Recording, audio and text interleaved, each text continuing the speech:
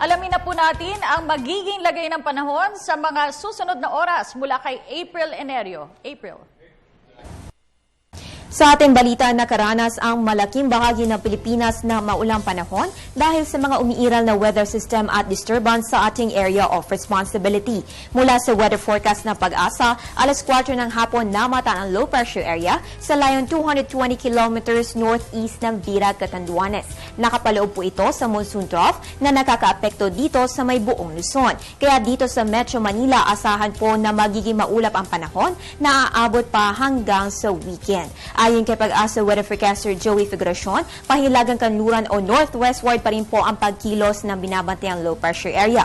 Dagdag pa niya ay within 24 hours, hindi pa naman ito inaasahang maging bagyo. Ganapaman, continuous monitoring tayo dito sa Pag-asa, kaya antabayanan ang susunod na ulat panahon ni Weatherman Harry Bayona mamayang alas 8 ng gabi.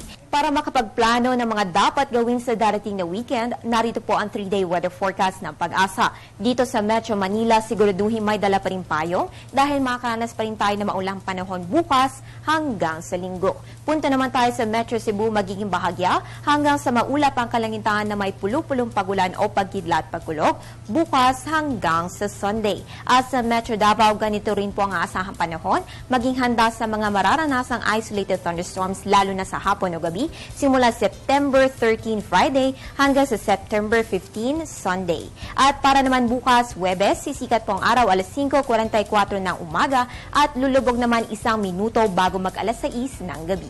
Maging una sa ulat panahon, manood ng Panahon TV, ang nag-iisang komprehensibong all-weather program sa Pilipinas. Alas 5 ng umaga po yan, Lunes hanggang Linggo dito lang sa PTV. At yan ang pinakahuling balita mula dito sa Pag-asa DOST. Ako po ang inyong weather girl April Enerio para sa Telebisyon ng Bayan.